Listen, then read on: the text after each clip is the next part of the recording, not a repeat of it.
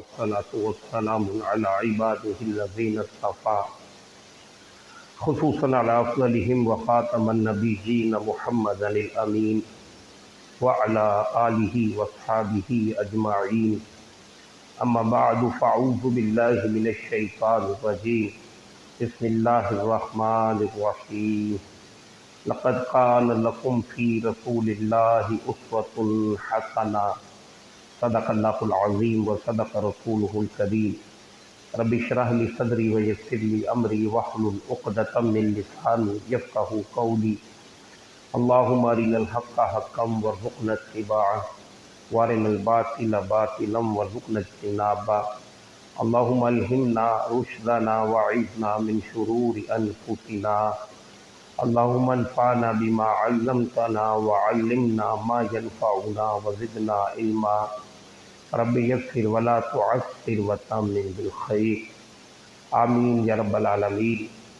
معزز حاضرین کرام، اللہ کی توفیق سے سیرت النبی کا مطالعہ ہم کرنے جا رہے ہیں۔ گزشتہ جو ہماری نشست تھی اس میں 4 نکات سے میں نے گفتگو کی تھی، جس میں انبیاء کی تاریخ، پھر امتوں کا برپا ہونا، پھر اس کے بعد خلافت کے حوالے سے پھر انبیاء کی مقصد جو ہے بس اس کا ایک مختصر سا ڈھانچہ آپ کے سامنے رکھ دوں گا گزشتہ نشست کا، اور پھر اس کے بعد آج کی جو ہماری نشست کا حصہ ہے اس میں یہ کہ اصل میں سیرت النبی پڑھنے کی ضرورت پیش کیوں آئی ہے یا ہمارے پروگرام کا یہ حصہ کیوں ہے۔ تو سب سے پہلے گزشتہ نشست کی باتوں کو بس آسانی کے ساتھ بس ایک اس کی یاد دہانی ہے کہ انبیاء کی تاریخ یعنی نبوت رسالت کب سے شروع ہوئی ہے۔ تو اس حوالے سے سمجھ لیجئے کہ کائنات کا آغاز روشنی میں ہوا ہے۔ آدم علیہ السلام پہلے انسان بھی تھے اور پہلے نبی بھی تھے۔ گویا اللہ تعالیٰ نے کائنات کا آغاز روشنی میں کیا ہے، اور جتنا ہی آدم کی عمر ہے اتنی ہی نبوت اور رسالت کی بھی عمر ہے۔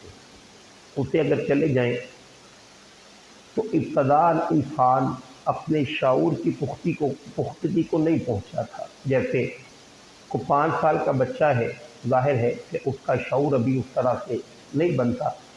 پھر یہ کہ وہ 15-20 برس کی عمر کے اندر جا کر بچہ بالغ ہو جاتا ہے، لیکن ذہنی بلوغت کو جیسے قرآن کریم نے کہا ہے کہ 40 برس کی عمر کے اندر جا کر پہنچتا ہے۔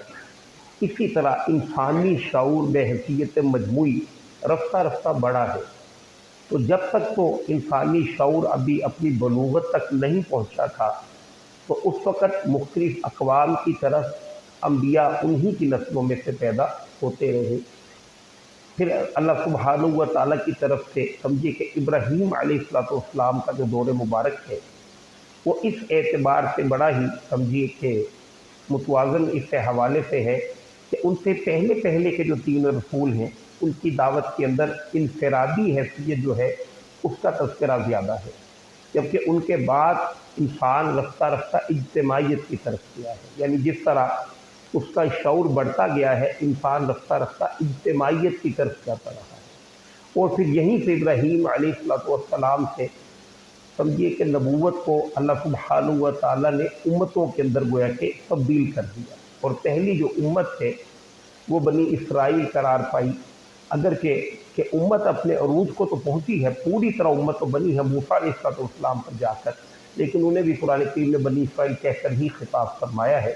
یعنی حضرت ابراہیم علیہ السلام کی نسل کی 2 شاخیں تھیں، ایک شاخ جزیرہ نما حجاز مکہ المکرمہ کے اندر آپ نے آباد کی، جبکہ دوسرے وہیں پر فلسطین کے اندر حضرت اسحاق علیہ السلام، اور پھر انہی سے یوسف علیہ السلام، یعقوب علیہ السلام، اور انہی سے پھر یوسف علیہ السلام، اور پھر آگے جا کر موسیٰ علیہ السلام، اور اس کے بعد ایک پوری امت ہے کہ جو چلی ہے، اور یہ امت 1000 برس تک قائم رہی ہے۔ جب تک انسانی شعور اپنے بالکل بلوغت کو یا عروج کو نہیں پہنچا تھا، اس وقت تک اللہ سبحانہ و تعالیٰ نے خلافت اور نبوت اس کو یکجا رکھا یہ بنی اسرائیل کے اندر، جیسا کہ اللہ تعالیٰ نے موسیٰ علیہ السلام کی تقریر کی نقل کی ہے سورۃ المائدہ کے اندر، کہ جب انہوں نے اپنی قوم کو اپنے اللہ کے احسانات گنوائے تو اس میں انہوں نے کہا کہ یاد کرو اللہ کی وہ نعمتیں کہ جس نے تم میں سے انبیاء بھی پیدا کیے اور بادشاہ بھی پیدا کیے۔ یوسف علیہ السلام سے بات سمجھیے کہ اگرچہ کہ مصری اس طرح سے ڈائریکٹ حکمران تو نہیں تھے بنی اسرائیل والے، لیکن ان کا معاملہ وہی تھا کہ جیسے حکمران ہی ہوتے ہیں، جیسے سعودی عرب کے اندر ہے کہ دو خاندانوں کی حکومت ہے، ایک آل سعود ہے، حکومتی زمامے کار ان کے پاس ہے، اور ایک آل شیخ ہیں، یہ ساری کی ساری دینی جو بھی سمجھیے کہ قیادت و سیادت ہے وہ آل شیخ کا پاس ہے۔ اسی طرح وہ شخص سورہ یوسف کے اندر جس کا تذکرہ ہے، جس نے خواب دیکھا تھا، بادشاہ انہی کے پاس تھی، لیکن یوسف علیہ السلام اور پھر یہ جو بنی اسرائیل ہے ان کے پاس پوری مذہبی ساری کی ساری چیزیں انہی کے پاس تھیں۔ پھر موسیٰ علیہ السلام کے بعد تو یہ دونوں چیزیں یکجا بھی ہوئیں۔ داؤد علیہ السلام بہت بڑے نبی بھی تھے اور بہت بڑے بادشاہ بھی تھے۔ اسی طرح سلیمان علیہ السلام بہت بڑے نبی بھی تھے اور بہت بڑے بادشاہ بھی تھے۔ تو اللہ سبحانہ و تعالیٰ نے جب تک انسان کا شعور بالکل بلوغت کی پختگی جو نہیں پہنچا تھا، اس وقت تک نبوت اور امامت جو ہے اس کو اللہ سبحانہ و تعالیٰ نے ایک ساتھ رکھا۔ اس سے اللہ سبحانہ و تعالیٰ کے آخری پیغمبر جب آئے ہیں تو اس میں اللہ تعالیٰ نے خلافت کو عام کر دیا۔ اس سے میں انشاءاللہ چوتھے نقطے پہ بات کروں گا۔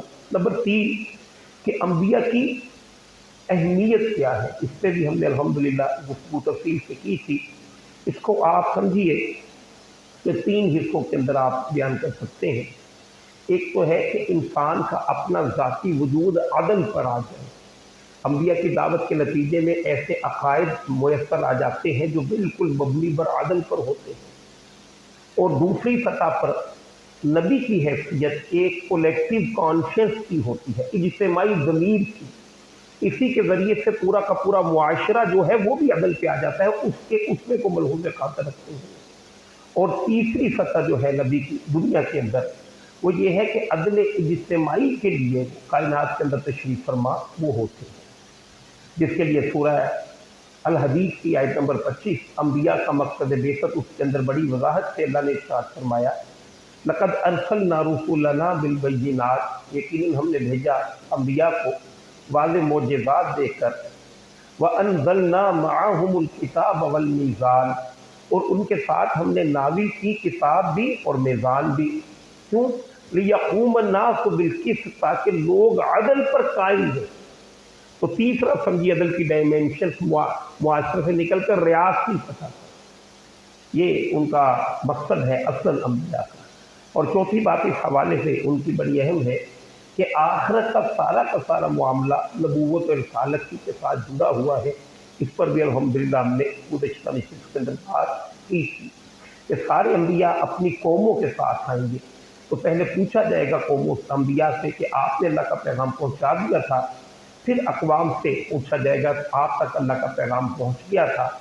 تو یہ سمجھیے کہ آخرت پوری کی پوری وہ بھی انبیاء ہی کے انہی کے ساتھ ہوگی۔ اور چوتھا سلسلہ یہ کہ نبی کریم صلی اللہ علیہ وآلہ وسلم پر جا کر 3 بڑی تبدیلیاں جو ہیں وہ وقوع پذیر ہوئیں، وہ رونما ہوئی۔ یہ بالکل اسی طرح سے ہے کہ جیسے ابراہیم علیہ السلام سے پہلے اجتماعی سطح کی وہ معیشت، معاشرت اور سیاست کی دعوت نظر نہیں آتی، لیکن ابراہیم علیہ السلام کے بعد ہم دیکھتے ہیں کہ حضرت شعیب کبھی معیشت پہ بات کرتے ہیں، حضرت لوط علیہ السلام کبھی معاشرت پہ بات کرتے ہیں، موسیٰ علیہ السلام کی تحریک پوری ایک آزادی کی تحریک ہے، گویا اجتماعیت کی طرف انسان گیا ہے۔ اسی طرح حضور صلی اللہ علیہ وآلہ وسلم کے دور کے اندر آ کر اس سے بھی ایک بڑی ڈائمینشن ہے کہ جس کی طرف ایک بڑی تبدیلی واقع ہوئی۔ وہ کیا ہوا کہ اللہ سبحانہ و تعالیٰ نے انسان جب اپنی شعور کی پختگی کو پہنچ گیا تو ہدایت نامے کو کامل کر کے وحی کا سلسلہ بند کر دیا، اور وحی کو اللہ سبحانہ و تعالیٰ نے جو موجود تھی یعنی قرآن کریم اس کو محفوظ کر دیا، اور نبوت بھی اللہ سبحانہ و تعالیٰ نے مکمل کر دی، اور نبی آخر الزمان صلی اللہ علیہ وآلہ وسلم کو پوری انسانیت کی طرف نبی بنا کر بھیج دیا۔ گویا محسوس ہوتا ہے کہ یہ جو تیسری جست ہے جو انسان نے لگائی، تو اب عالمی ایک خلافت کی طرف اور عالمی گلوبلائزیشن کی طرف جا رہی تھی، لہذا نبی کریم صلی اللہ علیہ وسلم کو تمام دنیا کی طرف بھیج دیا، قرآن کریم کو محفوظ کر دیا، اور عام انسان جو ہے بحیثیت مجموعی اسے خلافت عطا کر انسان اپنی شعور کی پختگی کو پہنچ گیا. اللہ تعالیٰ نے قرآن و سنت کے ذریعے سے ایک نظام پورا کا پورا وضع کر دیا، اور قرآن و سنت کے ذریعے سے جب نظام پورا کا پورا وضع نہ صرف یہ کہ وضع ہو گیا بلکہ اس پر ایک بڑی ریاست چلی بھی، اور کم از کم 30 برس تک تو بہت عمدگی کے ساتھ چلی. تو اس کے بعد اللہ سبحانہ و تعالیٰ نے سمجھیے کہ یہ نظام عطا فرما دیا اور خلافت کو عام کر دیا. تو اسلام نے جو تصور پیش کیا عالمی سطح پر جو چلنے والا ہے، اس میں دو چیزیں ہیں جو کہ آج کے دور کے اندر سمجھنے کی ہے. ہمارے ہاں بڑے تصورات عجیب سے ہیں، چیزیں گڑبڑ ہے کہ بعض لوگ جو کہتے ہیں خلافت اور کہتے ہیں جمہوریت کفر ہے، یہ باتیں ہیں، اور بعض لوگ کہتے ہیں کہ خلافت آج کے دور کے اندر ممکن ہی نہیں ہے. تو اس کو سمجھنے کی ضرورت ہے کہ جو لوگ کہ اصل خلافت سے مراد کیا ہے کہ انسانوں کی اجتماعی زندگی کے اندر سسٹم جو ہے وہ اللہ کا بتایا ہوا جو سسٹم ہے اسی کے مطابق چلے گا. اب یہاں پر مسئلہ آ کے کیا بنتا ہے یا مسئلہ پڑتا کہاں پر ہے کہ حکمران کو کیسے چنے گے، یہ ہے اصل مسئلہ. تو اس کے لیے سمجھیے کہ جب خلافت عام ہو گئی تو اب ہر شخص کو اللہ سبحانہ و تعالیٰ نے یہ اختیار دے رکھا ہے کہ اس کی رائے کی ایک اہمیت ہے، کیونکہ اب بہرحال خلافت عمومیت کی طرف چلی گئی. جب تک انسان شعور کی بلندی پر نہیں پہنچا تھا اس وقت تک سمجھیے کہ بادشاہ تھی اور انبیاء کی تھی، یعنی نبی ایک تو بادشاہ، ویسے تو بادشاہ عدل پر نہیں ہوتے، لیکن اگر نبی بادشاہ ہوگا تو وہ عدل پر ہوگا، اس میں تو کوئی شک نہیں. لیکن اس کے بعد آپ صلی اللہ علیہ وسلم کے دور کے بعد اب نبی کوئی نہیں آنا، لہذا چھت تو ہوگی توحید اور رسالت کی، لیکن نیچے جو حکمران ہوں گے وہ امرہم شورا بینہم، باہمی مشورے. یہ نہیں کہا کہ امرہم شورا علماؤہم، یہ نہیں کہا. ہر شخص کا جو سمجھیے کہ اس کی جو رائے ہے اس کی ایک اہمیت ہوگی. یہی اصل خلافت کا نظام ہے کہ بات اصل سسٹم اللہ کا ہے، حکمران چننے کا اختیار نیچے جو عوام ہے انہیں کے پاس. کیونکہ اس طرح کی جمہوریت دنیا کے اندر کبھی آئی نہیں، بلکہ اسے کہنا ہی خلافت چاہیے، اسے جمہوریت کہنا ہی نہیں چاہیے. اصل جمہوریت کی روح کیا ہے کہ جو عوام ہے حاکمیت ان کی ہے، اور خلافت کا تصور کیا ہے کہ نہیں، حاکمیت اللہ کی ہے. بندہ چننے کے اعتبار سے دونوں چیزوں کے اندر سر منہ کوئی فرق نہیں ہے. قرآن و سنت سے بھی یہی چیزیں مستنبت ہیں. جو لوگ بھی اس حوالے سے کنٹروورسی کے اندر مبتلا ہے، واقعی یہ ہے کہ ان کے علم کے اندر خجی ہے، وگرنہ اللہ سبحانہ و تعالیٰ نے باتیں بالکل، اور حضرت عمر فاروق رضی اللہ تعالیٰ عنہ کے اندر کہ دور مبارک کے اندر تو ایک لمبی تقریر ہے ان کی کہ جس میں انہوں نے تفصیل سے کہا ہے کہ کسی کے پاس کوئی حق نہیں ہے کہ وہ خود ہی حکمران بن جائے، اس کا کوئی اختیار. اور دیکھیے کہ انسان نے ویسے اپنے عمرانیات کا جو سفر طے کیا ہے، اس عمرانی سفر کے اندر سب سے زیادہ نقصان انسان نے بادشاہت سے اٹھایا ہے، اور سب سے زیادہ بغاوت بادشاہتوں کے خلاف کی ہے، سب سے بڑی خون ریزی اسی وجہ سے ہوئی ہے.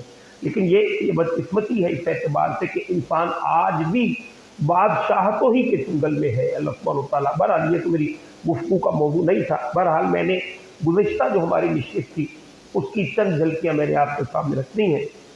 اب آ جائیے حضور صلی اللہ علیہ وآلہ وسلم کی سیرت کو پڑھنے کی ضرورت اور اہمیت کیوں ہے. اس کے حوالے سے چند چیزیں میں آپ کے سامنے قرآن کریم سے آپ کے سامنے رکھوں گا، جس سے حضور صلی اللہ علیہ وآلہ وسلم کی سیرت کا ہمارے سامنے اہمیت آ جائے گی. اور پھر چند احادیث جو ہیں وہ میں آپ کے سامنے انشاءاللہ نظیر رکھوں گا. سیرہ جو لفظ ہے، سیرو، اس کا معنی چلنے کا ہے. جیسے قرآن کریم میں آیا ہے قل سیروا فی الارض، آیا نا قرآن میں، لگی آپ ان سے کہیے کہ ذرا زمین میں چل پھر کے دیکھیں.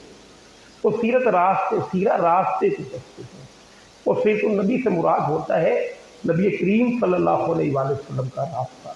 یہ تو اس کا سمجھے کہ لغوی معنی ہے، جبکہ اصطلاح کے اندر معنی حضور صلی اللہ علیہ وآلہ وسلم کے اعمال، آپ کے اقوال، آپ کے افعال، آپ کی صبح شامیں، آپ کی زندگی کا مقصد، آپ صلی اللہ علیہ وآلہ وسلم کے قریب سے قریب تر ہو کر آپ کی زندگی کا جائزہ لینا، یہ ہے اصلاً معنی سیرت النبی کا. اور یہ اس کی ضرورت کیوں ہے؟ اللہ سبحانہ و تعالیٰ نے قرآن کریم کے اندر ارشاد فرمایا ہے وَمَن يُطِعِ اللَّهَ وَرَسُولَهُ فَقَدْ فَازَ فَوْزًا عَظِيمًا. کہ جو کوئی بھی اطاعت کرے گا اللہ کی اور اللہ کے رسول کی تو وہی لوگ ہیں کہ جو حقیقی کامیابی تک پہنچ گئے۔ تو گویا کامیابی کے لیے ناگزیر ہے حضور صلی اللہ علیہ وآلہ وسلم کی اطاعت کرنا، اللہ کی اطاعت کرنا۔ تو جب تک سیرت مطہرہ کا جائزہ نہیں لے سکیں گے، نہیں لیا ہوگا، آپ کے طرز حیات کو ہم کیسے اختیار کر سکیں گے؟ پھر اللہ سبحانہ و تعالیٰ نے آگے مزید ارشاد فرمایا سورۃ النساء کے اندر، من یطع الرسول فقد اطاع اللہ، کہ جس نے رسول کی اطاعت کی اسی نے اللہ تعالیٰ کی اطاعت کی۔ گویا اطاعت اصلاً اللہ سبحانہ و تعالیٰ کی ہے، لیکن عملاً رسول اللہ صلی اللہ علیہ وآلہ وسلم کی ہے۔ بات واضح ہے، اطاعت اصلاً اللہ تعالیٰ کی ہے لیکن عملاً رسول اللہ صلی اللہ علیہ وآلہ وسلم کی ہے، کیونکہ وہ بتائیں گے اصل طریقہ کہ اللہ سبحانہ و تعالیٰ کی عبادت و اطاعت ہوگی کیسے۔ جیسے نبی کریم صلی اللہ علیہ وآلہ وسلم کی بڑی ہی مشہور و معروف روایت ہے کہ صلو کما رأیتمونی اصلی، کہ نماز ایسے پڑھو جیسے کہ مجھے دیکھتے ہو کہ میں نماز پڑھتا ہوں۔ گویا آپ بتائیں گے، قرآن نے تو رکوع اور سجود کا تذکرہ کر دیا، آپ صلی اللہ علیہ وسلم بتائیں گے کہ رکوع پہلے ہوگا، سجدہ بعد میں ہوگا، رکوع ایک ہوگا، سجدے دو ہوں گے، رکعتیں اتنی ہوں گی۔ یہ ساری کی ساری چیزیں موقوف ہیں رسول اللہ صلی اللہ علیہ وآلہ وسلم کے بتانے پر۔ تو پہلی بات تو یہ اللہ اور اللہ کے رسول کی اطاعت کی کامیابی کی علامت ہے۔ دوسری بات کہ رسول کی اطاعت ہی اصلاً اللہ سبحانہ تعالیٰ کی اطاعت ہے، اور اطاعت اصلاً اللہ کی ہے، عملاً رسول اللہ صلی اللہ علیہ وآلہ وسلم کی ہے۔ نمبر 3، خالق حقیقی کی محبت کا ذریعہ نبی کریم صلی اللہ علیہ وآلہ وسلم کی اتباع ہے۔ جیسے اللہ تعالیٰ نے سورہ آل عمران کے اندر ارشاد فرمایا ہے، قل ان کنتم تحبون اللہ فاتبعونی یحببکم اللہ۔ اے نبی آپ ان سے ارشاد فرمائیے کہ اگر تم اللہ کی محبت کے دعوے دار ہو، اگر تم کہتے ہو کہ تم اللہ سے بڑی محبت رکھتے ہو، فاتبعونی، تو آئے نبی آپ فرمائیے میری پیروی کرو، یعنی رسول اللہ صلی اللہ علیہ وآلہ وسلم کی پیروی کرو۔ ہوگا کیا؟ یحببکم اللہ، اس کا نتیجہ یہ ہوگا کہ اللہ تعالیٰ تم سے محبت کرے گا۔ پہلے بات اطاعت کی ہو رہی تھی، اب اطاعت نہیں، اتباع کا لفظ ہے، اور اتباع کا معنی ہے پیروی۔ اطاعت ہوتی ہے کسی حکم کی کہ یہ کرنا ہے، یہ نہیں کرنا۔ پیروی کیا ہے؟ آپ صلی اللہ علیہ وآلہ وسلم کے نقش قدم پہ چلنا، آپ کو حکم دیا ہو یا نہ دیا ہو، جو آپ کریں ویسے ہی امور کو طے کرنا۔ تو یہ سمجھیے کہ اس پر بھی پیروی اور اتباع ہم نہیں کر سکیں گے جب تک کہ نبی کریم صلی اللہ علیہ وآلہ وسلم کی حیات طیبہ کا ایک مرتبہ کم از کم جائزہ نہ لے۔ نمبر 4 کہ آپ صلی اللہ علیہ وآلہ وسلم کی زندگی کامل معنوں میں خدا کے بتائے ہوئے طریقے کے مطابق ہے، کامل معنوں میں۔ یعنی ایک تو یہ ہے کہ حضور صلی اللہ علیہ وآلہ وسلم پر قرآن نازل ہوا اور آپ نے لوگوں کو قرآن بتایا، لیکن دوسرا کیا ہے کہ اللہ کے نبی نے ارشاد فرمایا ہے کہ مجھ پر قرآن ہی ایک اور شے بھی نازل کی گئی۔ یہ کیا ہے؟ یہ وحی غیر مطلوب۔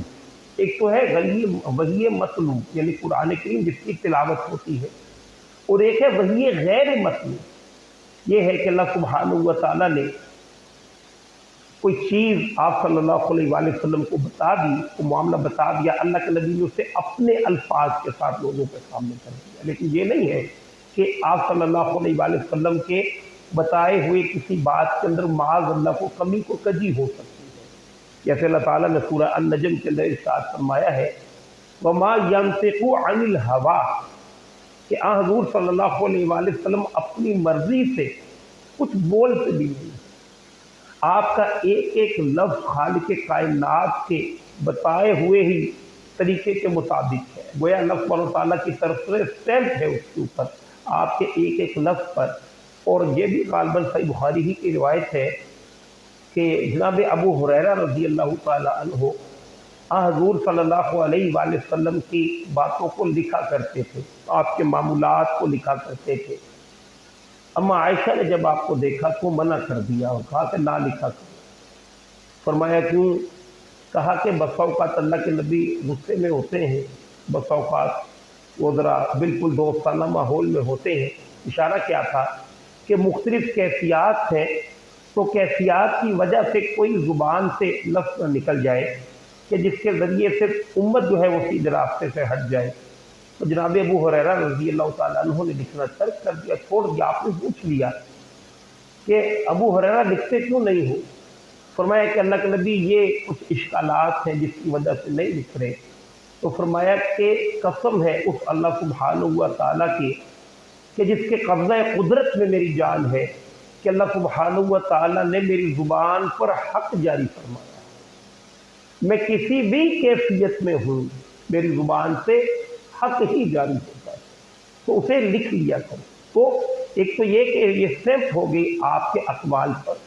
پھر قرآن کریم میں کتنی جگہ پر یہ ارشاد فرمایا ہے ان اتبع الا ما یوحى الی، کہ میں تو پیروی کرتا ہوں اسی کی، اس کے سوا نہیں پیروی کرتا، لیکن اسی کی جو میری طرف وحی کیا گیا۔ وہ آپ کے افعال بھی اللہ سبحانہ و تعالیٰ کی وحی کے عین مطابق۔ یہی وجہ ہے کہ عائشہ سے کسی نے پوچھا کہ نبی کریم صلی اللہ علیہ وآلہ وسلم کا اخلاق کیا ہے؟ تو آپ نے فرمایا کہ قرآن تم نے نہیں پڑھا، قرآن رسول اللہ صلی اللہ علیہ وآلہ وسلم ہی کا اخلاق ہے۔ گویا آپ قرآن ناطق ہیں، آپ قرآن مجسم ہیں۔ تو اس حوالے سے بھی اصل زندگی جو ہے آپ صلی اللہ علیہ وآلہ وسلم کی ایسی کامل زندگی ہے، جیسے بڑا عمدہ نقطہ بعض مفسرین نے ارشاد فرمایا ہے کہ اللہ تعالیٰ نے قرآن کریم میں ایک موقع پر قوم لوط کا تذکرہ فرمایا، اور پھر اللہ کے پیغمبر کو ارشاد فرمایا لعمرک، اے نبی آپ کی جان کی قسم، آپ کی ساری عمر کی قسم۔ تو علماء نے ارشاد فرمایا ہے، اس پہ کلام کیا کہ یہ وہ عمر ہے، یہ واحد ایک عمر ہے جس کی عمر کی اللہ نے قسم کھائی، اور یہ اس لیے کھائی کہ یہ ایسی عمر ہے کہ جس کے اندر ذرا سا بھی کوئی کمزوری نہیں ہے۔ اگر کہیں پر بھی کوئی کجی ہوتی تو اللہ کہتا کہ عمر کے اس حصے کو نکال کے باقی ساری عمر کی قسم، لیکن یہ نہیں کہا۔ تو یہ وہ واحد زندگی ہے کہ جس پر اللہ سبحانہ و تعالیٰ کی طرف سے گویا کہ مہر تصدیق ثبت کر دی گئی کہ یہ بالکل سراسر مبنی پر حق زندگی ہے۔ لہذا اس وجہ سے بھی ہم جتنے حضور صلی اللہ علیہ وآلہ وسلم کے قریب ہوں گے اتنے ہی اللہ سبحانہ و تعالیٰ کے قریب ہوں گے۔ لہذا اس وجہ سے بھی ضروری ہے کہ آپ کے اقوال، آپ کے اعمال، آپ کے افعال کا جائزہ لیا جائے۔ آپ آگے آ جائیے نمبر 5 پہ۔ قرآن کے علاوہ بھی آپ صلی اللہ علیہ وآلہ وسلم کی کامل اطاعت بالکل اسی طرح سے فرض ہے جس طرح کہ قرآن کریم کا ماننا فرض ہے۔ قرآن کریم کے علاوہ بھی اگر قرآن کے اندر وہ چیزیں نہ ہی ہوں، اس کے باوجود رسول اللہ صلی اللہ علیہ وآلہ وسلم حکم ارشاد فرما دیں، تو حقیقی مومن کے لیے آپ کا فرمانا بھی ایسے ہی ہے جیسے اللہ کا فرمانا، یعنی جیسے قرآن، جس کی مثالیں ایک دو میں آپ کے سامنے رکھ دیتا ہوں کہ اللہ کے نبی صلی اللہ علیہ وآلہ وسلم نے مدینہ المنورہ کے اندر آ کر 16 یا 17 ماہ بیت المقدس کی طرف رخ کر کے نماز پڑھی، اور یہ وہ موقع تھا کہ جب آپ کی پیٹھ خانہ کعبہ کی طرف ہوتی تھی، اور عرب کے جو لوگ تھے اور خاص طور پر مکہ المکرمہ کے جو لوگ تھے ان کے دلوں کے اندر خانہ کعبہ کی محبت کھوئی تھی۔ اب آپ نے حکم دے دیا کعبے کی طرف پیٹھ کر لو، قرآن میں تو آیا ہی نہیں۔ سارے کے سارے صحابہ نے بغیر کسی چون چرا کے رخ کو ادھر ہی کر دیا جدھر رسول اللہ صلی اللہ علیہ وسلم نے۔ پھر قرآن کریم کے اندر جو لسٹ آئی ہے محرمات کی کہ ان کے ساتھ شادی کرنا جائز نہیں ہے، ان کے اندر اللہ کے نبی صلی اللہ علیہ وآلہ وسلم نے 2 کو بڑھا دیا۔ قرآن میں وہ نہیں ہے کہ پھوپھی اور بھتیجی یہ ایک ساتھ ایک شخص کے نکاح میں نہیں رہ سکتے، خالہ اور بھانجی ایک ساتھ ایک شخص کے نکاح میں جیسے 2 بہنیں نہیں رہ سکتی، اس طرح پھوپھی اور بھتیجی اور خالہ اور بھانجی بھی نہیں رہ سکتی۔ یہ قرآن میں نہیں آیا، لیکن نبی کریم صلی اللہ علیہ وآلہ وسلم نے اس کی بھی ایکسٹینشن کی ہے۔ اسی طرح سود کی حرمت قرآن کریم کے اندر آئی ہے، سب کو پتہ ہے۔ اللہ کے نبی صلی اللہ علیہ وآلہ وسلم نے اس کو بھی بڑھا دیا، کاتبوہ و شاہدیہ، کہ اس کے لکھنے والے اور گواہ جو ہیں وہ بھی اس جرم کے اندر برابر کے شریک ہیں، تو لہذا وہ بھی اسی طرح کی حرمت شمار ہوگی کہ جس طرح کی قرآن نے کیٹاگوریکل انداز میں حرمت بیان کی ہے سود لینے اور دینے والے کی، اسی درجے کی ان کی حرمت بھی جو ہے وہ بھی آئے گی۔ تو لہذا قرآن کے علاوہ بھی آپ صلی اللہ علیہ وآلہ وسلم کی اطاعت نہ صرف کہ فرض ہے بلکہ عین فرض ہے اور ضروری ہے۔ اگلی بات کی طرف آ جائیے کہ نبی کریم صلی اللہ علیہ وآلہ وسلم کی بتائے ہوئے طریقے کے مطابق اور آپ کی سیرت کو سمجھے بغیر ممکن ہی نہیں ہے کہ آپ قرآن کریم سمجھ لیں۔ کیوں؟ ایک تو وہ بڑی باتیں میں نے نماز وغیرہ کی مثال آپ کے سامنے دے دی، لیکن آپ قرآن کریم کا جب مطالعہ کریں گے تو آپ کو پتہ چلے گا کہیں پر حکم دیا جا رہا ہے ہاتھوں کو باندھ لو، کہیں حکم دیا جا رہا ہے جہاد اور قتال کرو، کہیں پر حکم دیا جا رہا ہے کہ معاف کر دو، اچھے اخلاق کے ساتھ پیش آؤ، کہیں پر حکم دیا جا رہا نہیں بدلہ لو۔ تو یہ باہم چیزوں کے اندر تو آپ کو ڈفرنس نظر آتا ہے۔ یہ ایک وحدت کی صورت کے اندر تب ہی پتہ چلے گا کہ جب آپ کی سیرت مطہرہ کا انسان جائزہ لے گا۔ یہی وجہ ہے کہ نبی کریم صلی اللہ علیہ وآلہ وسلم کو ارشاد فرمایا اللہ تعالیٰ نے اِنَّا أَنزَلْنَا إِلَيْكَ الذِّكْرَ لِتُبَيِّنَ لِلنَّاسِ مَا نُزِّلَ إِلَيْهِمْ، اے نبی اس قرآن کو ہم نے آپ کی طرف نازل کیا ہے، اور یہ آپ کا فرض منصبی ہے کہ آپ لوگوں کے سامنے قرآن کی وضاحت بیان کیجیے، قرآن کو کھول کھول کر بیان کر دیجیے تاکہ انہیں پتہ تو چل جائے کہ نازل ہوا کیا ہے۔ لہذا یہ بھی کہنا سمجھیے کہ یہ بہت بڑا فتنہ ہے۔ ڈاکٹر رحمہ اللہ تو ارشاد فرمایا کرتے تھے کہ جتنا بڑا فتنہ اسلام کے اندر قادیانیوں کا ہے لعنت اللہ علیہ، بہت ہی بڑا فتنہ ہے۔ فرماتے تھے کہ یہ لوگ جو کہتے ہیں ہمیں قرآن کافی ہے، حدیث مبارکہ کی ضرورت نہیں ہے، یہ بھی اتنا ہی بڑا فتنہ ہے۔ اور اس کے لیے لوگوں کو سمجھیے کہ ایک ایموشنل بلیک میلنگ کرتے ہیں، کیا قرآن کافی نہیں ہے؟ سامنے والا آدمی ڈر جاتا ہے کہ یار میں کہیں قرآن کی توہین نہ کر دوں کہ قرآن کافی نہیں ہے۔ تو سچی بات یہ ہے کہ کافی نہیں ہے جب تک کہ پیچھے رسول اکرم صلی اللہ علیہ وآلہ وسلم کا اسوہ موجود ہے۔ تو یہ کہ سیرت کو پڑھانا اس لیے بھی ضروری ہے تاکہ دین کو اصل سمجھ سکے اور قرآن کریم کو اصلاً سمجھ سکے۔ اسی طرح نبی کریم صلی اللہ علیہ وآلہ جیسے قرآن کریم نے کہا ہے وَإِنَّكَ لَعَلَىٰ خُلُقٍ عَظِيمٍ، اے نبی آپ اخلاق کی بڑی بلندی پر مرتبت ہیں، بڑی بلندی پر فائز ہیں۔ تو علماء نے اس حوالے سے دو تین باتیں کی۔ ایک تو بڑی شاندار بات کی کہ اخلاق کوئی باہر کی چیز نہیں تھی کہ جسے آ کر آپ نے اختیار کر لیا، بلکہ جو آپ کرتے ہیں وہی اخلاق ہے۔ بات واضح ہے، یہ اخلاق کوئی باہر کی چیز نہیں تھی کہ جسے آپ نے آ کر اختیار کر لیا، بلکہ جو آپ فرمائیں وہی اخلاق ہوا کرتا ہے۔ اور بعض نے یہ بھی اس کا ترجمہ کیا کہ آپ صلی اللہ علیہ وآلہ وسلم گویا کہ اخلاق سے اوپر ہے۔ اخلاق جو ہے گویا آپ اخلاق کے شاہ سوار ہیں، اخلاق جو ہے وہ آپ صلی اللہ علیہ وآلہ وسلم کے نیچے نیچے ہے۔ تو حکم کیا دیا گیا؟ قرآن کریم کے اندر جگہ جگہ احکامات بیان کیے گئے ہیں۔ قولوا للناس حسنا، لوگوں کے ساتھ عمدگی کے ساتھ بات کیا کرو۔ نبی کریم صلی اللہ علیہ وآلہ وسلم نے ارشاد فرمایا ہے، آپ کے سامنے دو عورتوں کا تذکرہ کیا گیا، فرمایا ایک عورت ایسی ہے جس کے اندر نماز روزے کی پابندی کا بہت زیادہ رجحان ہے، لیکن اس کے زبان کے تیروں سے دوسرے لوگ محفوظ نہیں ہیں، کوئی اس کے پاس بیٹھنے کو تیار نہیں ہے۔ اور اس کے برعکس ایک دوسری خاتون ہے جو عبادات کا اتنا رجحان تو نہیں ہے، بہرحال فرائض وغیرہ ادا کرتی ہے، لیکن اس کی زبان کے اندر چاشنی ہے، اس کے اخلاق کے اندر عمدگی ہے، لوگ اس کے پاس بیٹھنا پسند فرما کرتے ہیں۔ تو اللہ کے نبی نے ارشاد فرمایا وہ جہنمی ہے، یہ جنتی ہے۔ تو یہ اخلاق کا وزن ہے، اور آپ اخلاق کے سب سے بلند مرتبے پر فائز ہیں، لہذا اس تک کسی درجے میں کوئی نسبت حاصل ہو جائے اس کے لیے بھی انتہائی ضروری ہے کہ آپ صلی اللہ علیہ وآلہ وسلم کی سیرت مطہرہ کا جائزہ لیا جائے، مطالعہ کیا جائے۔ پھر اس کے بعد آ جائے یہ قرآن کریم کی سب سے گاڑی آیت جو میں نے آپ کے سامنے پڑھی تھی،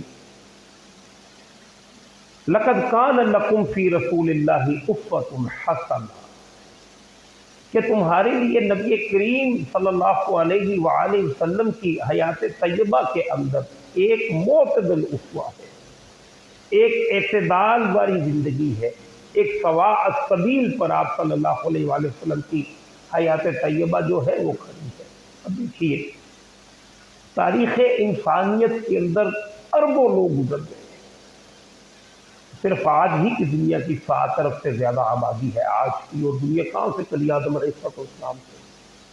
صرف ایک ہی زندگی ہے جسے اللہ سبحانہ و تعالیٰ نے، ویسے تو سارے کے سارے انبیاء رول ماڈل کی حیثیت رکھتے ہیں، جناب ابراہیم علیہ السلام کے لیے بھی مسئلہ ہے، لیکن کامل اسوہ ہمارے لیے ایک ہی زندگی کے اندر ہے، اور وہ نبی کریم صلی اللہ علیہ وآلہ وسلم کی حیات طیبہ ہے۔ یہی وجہ ہے کہ جس طرح اللہ سبحانہ و تعالیٰ نے قرآن کی حفاظت کا اہتمام فرمایا، اس درجے کی تو خیر نہیں، اس میں تو بالکل کوئی کمی نہیں ہو سکتی، لیکن یہ کہ بحیثیت مجموعہ حضور صلی اللہ علیہ وآلہ وسلم کی حیات طیبہ کا بھی اللہ سبحانہ و تعالیٰ نے گویا حفاظت فرمائی۔ جب یہ کہہ دیا کہ تمہارے لیے یہ اسوہ یہی زندگی ہے، تو یہ انڈرسٹوڈ ہے نا اللہ تعالیٰ اس زندگی کو باقی رکھے، اس اسوے کو باقی رکھے۔ تو لہذا یہ تو سمجھیے کہ سب سے گاڑی آئے تھے اس اعتبار سے کیا حضور صلی اللہ علیہ وآلہ وسلم کے قریب ہوا جائے، آپ کے معاملات کا جائزہ لیا جائے۔ اب اس کے آگے آ جائیے کہ چند احادیث، 1-2 احادیث صرف، زیادہ نہیں، میں آپ کے سامنے بیان کر دوں، جس سے نبی کریم صلی اللہ علیہ وآلہ وسلم نے خود بھی لوگوں کو یہ ترغیب دی کہ وہ آپ صلی اللہ علیہ وآلہ وسلم کی حیات طیبہ کا جائزہ لیں۔ جیسے نبی کریم صلی اللہ علیہ وآلہ وسلم نے سمجھے کہ وصیت کی ہے، اور وصیت کون سی ہوتی ہے؟ تو سب سے اہم ترین بات ہو۔ بڑے جاتی دفعہ وہی بات بتاتے ہیں، جب آپ کے پاس 2 باتیں کہنے کا ٹائم ہو تو وہی باتیں کہیں گے نا جو بڑی ہی قیمتی ہوں گی۔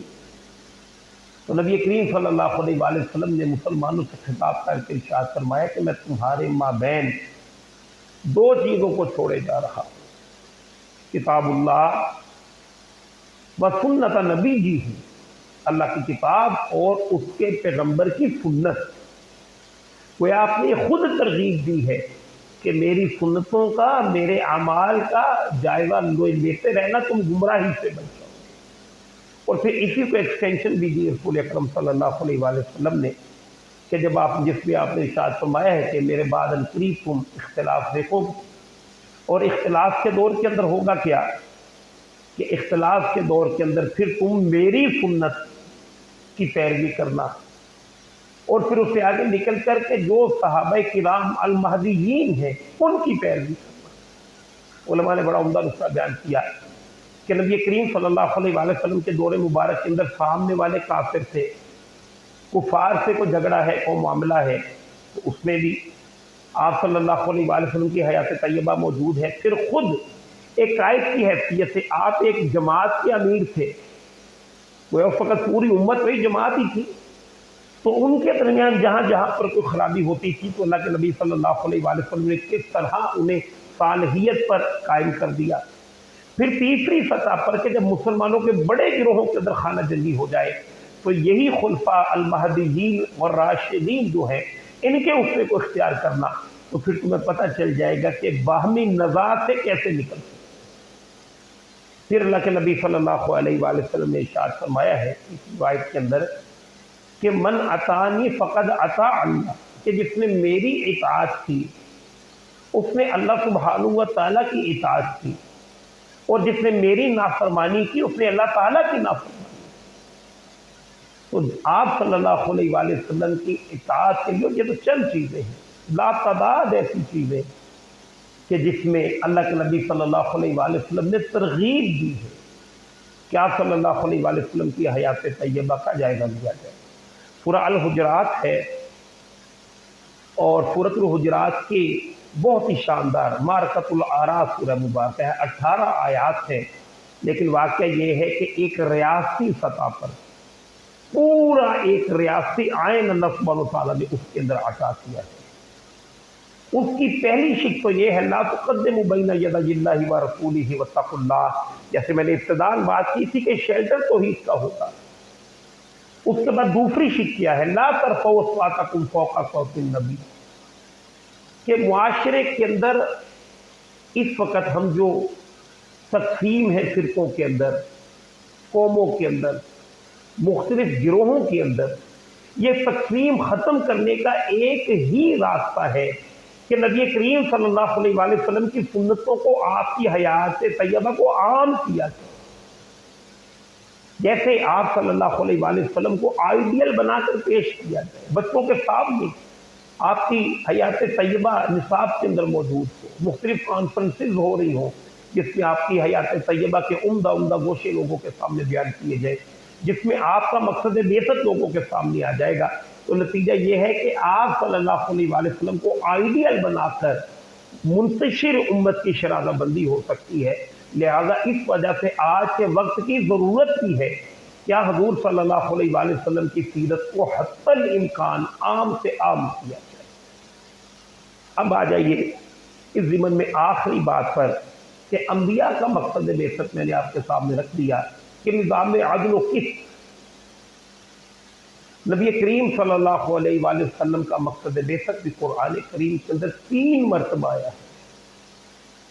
هو الذی ارسل رسولہ بالہدی ودین الحق لیظہرہ علی الدین کلہ، اور وہی تو ہے اللہ کے جس نے اپنے بندے کو بھیجا الہدی اور حق کا دین دے کر، تاکہ سارے ادیان پر اس دین کو غالب کر سکے، نظام عدل و قسط کو آپ قائم کر دیں، یہ آپ کا مقصد بعثت ہے۔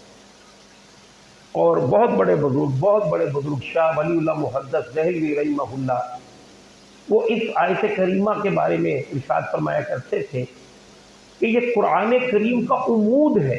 عمود سمجھتے ہیں جیسے نیوکلس ہوتا ہے ایٹم کا، اسی کے گرد گویا کہ وہ گھومتی ہے، پورا قرآن کریم انہوں نے کہا اسی کے گرد گھومتا ہے۔ تو ڈاکٹر صاحب رحمہ اللہ، ڈاکٹر اصرار احمد رحمہ اللہ ارشاد فرمایا کرتے تھے کہ قرآن کریم کا یہ عمود ہے یا نہیں ہے، لیکن سیرت مطہرہ کا یہی عمود ہے۔ آپ سیرت کو سمجھ ہی نہیں سکتے جب تک یہ چیز سامنے نہ ہو۔ اور حوالہ دیا کرتے تھے ٹائم بی نامی ایک شخص کا کہ جسے ضیاء نے بلایا بھی تھا، اس نے عیسائی تھا، اس نے آپ صلی اللہ علیہ وسلم کی حیات طیبہ پر 2 کتابیں لکھی، ایک محمد ایٹ مکہ اور دوسری محمد ایٹ مدینہ۔ اس نے کیا بڑی چال بازی کے ساتھ اس نے آپ صلی اللہ علیہ وآلہ وسلم کی شخصیت کے 2 رخ بیان کیے کہ مکہ کے اندر تو نبی کریم صلی اللہ علیہ وآلہ وسلم کا جو طرز حیات ہے وہ نبیوں والا محسوس ہوتا ہے کہ آپ صلی اللہ علیہ وآلہ وسلم نے وہی مسیح علیہ السلام کا جو تصور ان کے سامنے تھا کہ اگر کسی نے گالی دی ہے آپ نے جواباً گالی نہیں دی۔ آپ کے سامنے بی بی سمیہ کو قتل کر دیا گیا، شہید کر دیا گیا، علیہ یاسر پر کیا مظالم ڈھائے گئے، آپ نے کچھ نہیں کہا۔ لیکن یہ کہ مدینہ المنورہ کے اندر جا کر تو آپ جنگجو ہیں، گویا اس نے آپ کی شخصیت کے اندر تضاد پیش کیا۔ محمد ایٹ مکہ کے اندر دوسری چیز ہے، محمد ایٹ مدینہ کے اندر دوسری چیز ہے۔ اور پھر اسی کا غالباً ایک جملہ ہے یا کسی اور کا ہے کہ محمد صلی اللہ علیہ وآلہ وسلم فیل ہو گئے ایز اے نبی لیکن بطور سیاستدان کامیاب ہوئے۔ یہ فرق کیوں پیدا ہوا ان کے ہاں؟ ان کے ہاں تو خیر خیانت بھی ہوتی ہے، لیکن ایک عام قاری کو بھی سمجھ آئے گی کہ مکہ کے اندر نبی کریم صلی اللہ علیہ وسلم کا طرز حیات اور ہے، مدینہ میں اور ہے۔ تو یہ اس وقت تک سمجھ نہیں آتا جب تک یہ مقصد پتہ نہ ہو کہ اصلاً آپ نے جب پہلے دن قدم اٹھایا تو مقصد کیا تھا۔ لہذا اس کے لیے پھر ڈاکٹر صاحب کا یہ مارکۃ الآراء سمجھیے کتاب ہے، منہج انقلاب نبوی، جس میں ان سارے اشکالات کے جوابات دیے ہیں۔ وہ ہماری نشستوں کے اندر انشاءاللہ العزیز وہ بھی ساری کی ساری چیزیں جو ہے وہ آ جائیں گی۔ تو بات سمجھانے کا مطلب یہ تھا کہ کنٹروورسی پیدا ہو جاتی ہے مستشرقین کے ذریعے سے، باطل لوگوں کے ذریعے سے، جب تک آپ کے سامنے سیرت ایک وحدت کی صورت میں موجود نہ ہو۔ اور اسی میں نبی کریم صلی اللہ علیہ وآلہ وسلم ہی کا یہ خاصہ بھی ہے کہ آپ کا صرف یہ مقصد بعثت ہی نہیں تھا کہ آپ نے اللہ کے دین کو قائم کرنا تھا، ہاں یہ مقصد بعثت تو تھا ہی، لیکن یہ کہ آپ صلی اللہ علیہ وآلہ وسلم کو یہ اعزاز بھی حاصل ہے کہ آپ ہی کے ذریعے سے وہ نظام عدل و قسط دنیا کے اندر قائم بھی ہوا، اور تاریخ انسانیت کی واحد آپ صلی اللہ علیہ وآلہ وسلم ہی وہ شخصیت ہے کہ جن کے ذریعے سے تاریخ انسانیت کا بہت بڑا انقلاب رونما ہوا۔ تاریخ انسانیت کے اندر دو بڑے بڑے انقلاب جو ہے ان کو سمجھا جاتا ہے کہ یہ انقلاب ہے، یہ فرینچ ریولوشن جس کے ذریعے سے بادشاہ کو ختم کر دیا گیا اور یہ نام نہاد جمہوریت جو ہے یہ وقوع پذیر ہوئی، بہرحال بادشاہ سے تو بہتر تھی۔ اور دوسرا کمیونسٹوں کا جو آیا ہے کمیونزم، یہ جو انقلاب آیا ہے، تو ایک کے ذریعے سے ایک انقلاب کے ذریعے سے سیاسی سسٹم تھوڑا سا تبدیل ہو گیا، جبکہ دوسرے انقلاب کے ذریعے سے معاشی سسٹم تھوڑا تبدیل ہو گیا۔ لیکن نبی کریم صلی اللہ علیہ وآلہ وسلم کے ذریعے سے جو تبدیلی وقوع پذیر ہوئی ہے، اللہ اکبر کبیرہ، آپ ڈاکٹر صاحب کہتے تھے کہ دوربین لگا کر دیکھ لیجیے کہ ان لوگوں کی ہر شے ہی بدل کے رکھی، انفرادی سطح پر آپ ان لوگوں کے عقائد تبدیل کر دیے۔ نبی کریم صلی اللہ علیہ وآلہ وسلم نے اجتماعی سطح، انفرادی سطح پر لوگوں کی اندر وہ طہارت اور پاکیزگی پیدا کر دی، پھر اسی سے آگے نکل کر عدل و قسط کا ایک ایسا نظام لوگوں کے سامنے پیش کر دیا، اور ایسا ایک سمجھیے کہ دیانت دارانہ ایک سسٹم لوگوں کو عطا کر دیا کہ آج کے دور کے اندر انسان سمجھتا ہے کہ انسان نے بڑی ترقی کر دی ہے، لیکن جن لوگوں نے آپ سے آپ صلی اللہ علیہ وسلم کی تربیت حاصل کی تھی، تو ذرا تصور کیجیے، ایک واقعہ آپ نے بارہا سنا ہے، اس کی یاد دہانی ہو جائے گی کہ حضرت عمر فاروق رضی اللہ تعالیٰ عنہ، اور یہ وہ شخصیت ہے جو تاریخ انسانیت کا سب سے بڑا فاتح ہے۔ سکندر اعظم کا نام آپ نے سنا ہوگا، اور ایک بڑا ہی نیک بات تھا، ذوالقرنین، قرآن اس کا تذکرہ کرتا ہے، بہت بڑا فاتح تھا یہ اللہ کا بندہ، ان دونوں سے بھی بڑا فاتح تھا، 3 بڑے اعظموں کے فاتح تھے، جناب 22 لاکھ مربع میل کے حکمران تھے حضرت عمر فاروق رضی اللہ تعالیٰ عنہ۔ ان سے یہ واقعہ ملتا ہے کہ ایک دفعہ وہ جمعے کے لیے تشریف لائے، کھڑے ہوئے تو ایک صحابی عبداللہ ابن مسعود رضی اللہ تعالیٰ عنہ، انہوں نے کوئی بات کی، انہوں نے کہا کہ نہ ہم سنیں گے نہ مانیں گے۔ تو انہوں نے پوچھا کہ کیا ہوا؟ انہوں نے فوراً کہا کہ آپ نے یہ جو کرتا پہن رکھا ہے یہ انہی یمنی چادروں کا بنا ہے کہ جو یمنی چادریں غنیمت کے اندر ہمیں ملی تھی، ہمارے حصے میں ایک ایک چادر آئی ہے، اللہ اکبر کبیرہ، اور ہمارا کرتا اس سے نہیں بنا، جبکہ آپ نے وہی کرتا پہنا ہے، معلوم ہوتا ہے آپ نے زیادہ رکھ لی، اور اگر آپ نے زیادہ رکھ لی ہے تو یہ خیانت ہے، اور اب کسی خائن کو اپنا قائد نہیں مانتے۔ یہ جمہوری رویے تصور کرے گا۔ تو انہوں نے اس پر کوئی ناراضگی کا اظہار نہیں کیا، بلکہ فوراً اپنے صاحبزاد عبداللہ بن عمر رضی اللہ تعالیٰ عنہما کو کہا کہ اس کی جسٹیفیکیشن پیش کر دی۔ انہوں نے کہا کہ ایک چادر مجھے ملی تھی اور ایک چادر ابا جان کو ملی تھی، نہ ان کا کرتا بنتا تھا نہ میرا بنتا تھا، تو میں نے اپنی چادر انہیں ہبا کر دی، تحفہ دے دیا تاکہ وہ کرتا بنا دے، تو اس وجہ سے انہوں نے یہ کرتا پہن رکھا ہے۔ یہ جمہوری رویہ۔ اب سامنے والے نے بھی فوراً کہا کہ ہاں سنیں گے اور مانیں گے، انہوں نے بھی نہ انہوں نے وہ ریئیکشن کیا جو آج کے حکمران دیتے ہیں، اور نہ اپوزیشن نے ہی وہ ریئیکشن دیا کہ جو آج کی اپوزیشن دے رہی ہے کہ صحیح جسٹیفیکیشن آ گئی تو اسے تسلیم کر لینا چاہیے۔ گویا یہ معاملہ، اور نہ صرف یہ کہ عرب کے اندر جو تکبر کی مثالیں آپ کو ملیں گی کہ وہ اپنے سوا کسی کو بندہ ہی نہیں سمجھتے تھے، اور خاص طور پر اس سرداری نظام کے اندر جو غلام تھے اور جو سیاہ تھے اور جو سفید تھے، اور یہ مسئلہ اس وقت تو تھا ہی، آج بھی ہے۔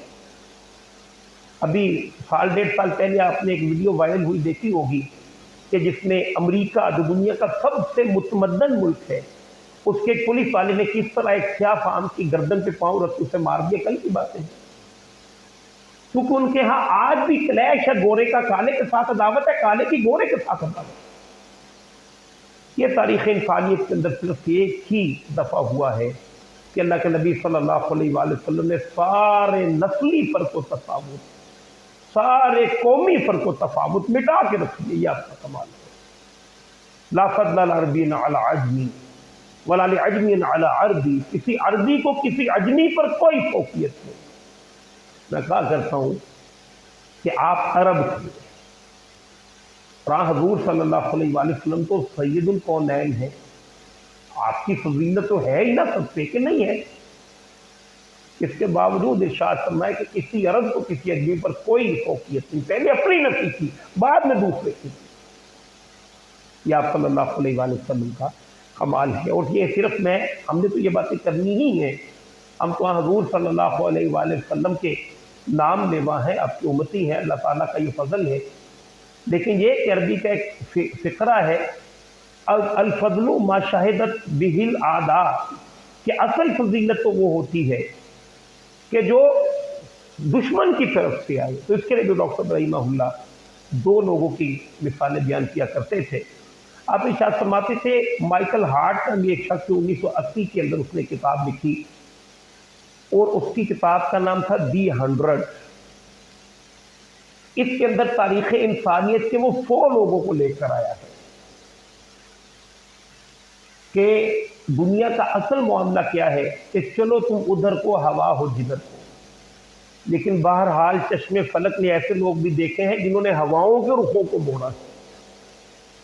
تو وہ 100 لوگوں کا اس نے نام لکھا ہے، پھر اس میں گریڈیشن کی ہے کس نے کتنا موڑا ہے، اور بہرحال وہ گویا کہ مجبور ہے کہنے پہ کہ پہلے نمبر پہ وہ نبی کریم صلی اللہ علیہ وآلہ وسلم کو لے کر آیا ہے۔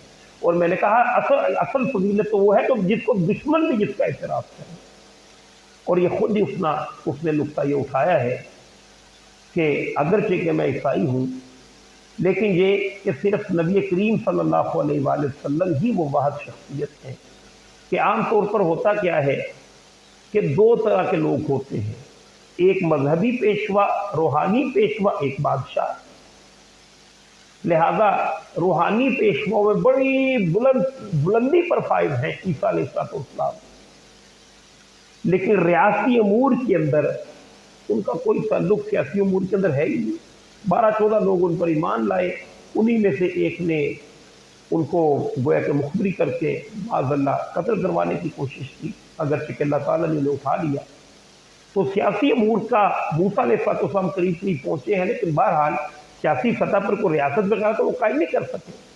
جبکہ دوسری طرف آپ کو اٹیلا نظر آئے گا، سکندر اعظم نظر آئے گا، جو بڑے بڑے بادشاہ لیکن روحانیت نام کو موجود، لہذا بڑے بڑے جو فاتح ہیں ان کی راتیں جو ہیں وہ شراب کباب اسی کے ساتھ گزرتی ہیں۔ واحد اس نے کہا ہے کہ the only person who was supremely successful، ان کے پاس وہ ایک ہی بندہ ہے جو کہ پوری طرح سے کامیاب ہے دونوں فیلڈز کے اندر، وہ چاہے ریلیجیس فیلڈ ہو اس میں بھی انتہائی بلندی پر، اور سیکولر فیلڈ ہو تو اس میں بھی انتہائی بلندی پر۔ تو گویا وہ کہنے پہ مجبور ہے کہ اس سے بڑا بیلنس بندہ کائنات کے اندر کوئی آیا نہیں ہے، جس کی وجہ سے دی 100 کے پہلے پہ وہ نبی کریم صلی اللہ علیہ وآلہ وسلم کو لے کر آیا۔ اور ایک اور مثال دیا کرتے تھے ایچ.جی. ویلز کی، اور یہ شاطن تھا، آپ صلی اللہ علیہ وآلہ وسلم کی توہین کرنے والا۔ اس نے 2 کتابیں لکھی ہیں ہسٹری پر، تاریخ پر، اور آپ صلی اللہ علیہ وآلہ وسلم کی معاذ اللہ توہین کیا کرتا تھا۔ لیکن یہ کہ جب خطبہ حجۃ الوداع کے موقع پہ پہنچا ہے تو اس پہ موقع پہ اس نے بھی گویا گھٹنے ٹیک دیے اور اسے جھکنا پڑا، اور اس نے وہ چیزیں لکھی ہیں کہ sermons of the human equality set before, کہ انسانی حریت و مساوات کے واز تو پہلے بھی بہت کہے گئے، اور ایسے بہت سارے واز ہم مسیح ناصری کے اندر پاتے ہیں۔ بس مگر یہ تو ماننا پڑے گا، اس کے بغیر تو گزار نہیں ہے۔ یہ دشمن ہے کہ بس وہ محمد ہی ہے کہ جنہوں نے وہ جو واز تھے بالکل اسی نہج پہ ایک سوسائٹی کو ڈیولپ کر دیا۔ یہ آپ صلی اللہ علیہ وآلہ وسلم کا کمال ہے۔ تو لہذا امت کے لیے سمجھے جو آپ کا مقصد بعثت ہے وہی امت کا مقصد بعثت ہے۔ تو سیرت النبی پڑھنے کا ایک مقصد یہ بھی ہے کہ آپ صلی اللہ علیہ وآلہ وسلم کا جو مقصد ہے اس کا بھی ہم مطالعہ کریں، تاکہ خود ہمارے اندر بھی ہم بھی اپنی زندگی کا کوئی نہ کوئی نصب العین معین کر سکیں، اپنا کوئی نہ کوئی مقصد، اپنا کوئی نہ کوئی گول جو ہے وہ معین کر سکیں، تاکہ حضور صلی اللہ علیہ وآلہ وسلم کے قدموں کے اندر ہمیں بھی جگہ مل سکے۔ تو انشاءاللہ لذیذ یہ ہماری سمجھیے کہ کہ آج کی نشست جو تھی وہ تمہیدی تھی اس اعتبار سے کہ حضور صلی اللہ علیہ وآلہ وسلم کی سیرت اس لیے لازم و ملزوم ہے، تو کسی درجے میں الحمدللہ باتیں جو آ گئی ہیں انشاءاللہ العزیز اگلی نشست ہماری وہ سیرت ہی پہ ہوگی، کیونکہ دو جو چیزیں ابتدائی تھیں وہ بھی تمہیداً ضروری تھیں تاکہ وہ کیفیت نہ ہو کہ جیسے ڈاکٹر صاحب فرمایا کرتے تھے کہ سنی حکایت و درمیان سے سنی، نہ ابتدا کا پتہ نہ انتہا کی خبر۔ تو ابتدائی بھی کچھ باتیں آ گئی کہ پہلی انفرادیت تھی، پھر ذرا اجتماعیت ہوئی، اور خلافت جو ہے عام نہیں تھی، انبیاء ہی بادشاہ تھے، پھر اس سے آگے نکل کر خلافت جو ہے وہ عام ہوئی، نبوت کو مکمل کر دیا گیا، ایکٹ کو مکمل کر کے اس کی حفاظت کر دی گئی، اور ایک اسوہ محفوظ کر لیا گیا آپ صلی اللہ علیہ وسلم کی سیرت کا بھی اور وہ 30 سالہ نظام ریاستی کا بھی، تاکہ امت جو ہے اسی خطوط پہ زندگی کو بسر کر سکے۔ اللہ سبحانہ و تعالیٰ ہمیں اسی طرح کی زندگی بسر کرنے کی توفیق عطا فرمائے۔ وآخر دعوانا ان الحمد للہ رب العالمین وجزاکم اللہ فاحسن الجزاء۔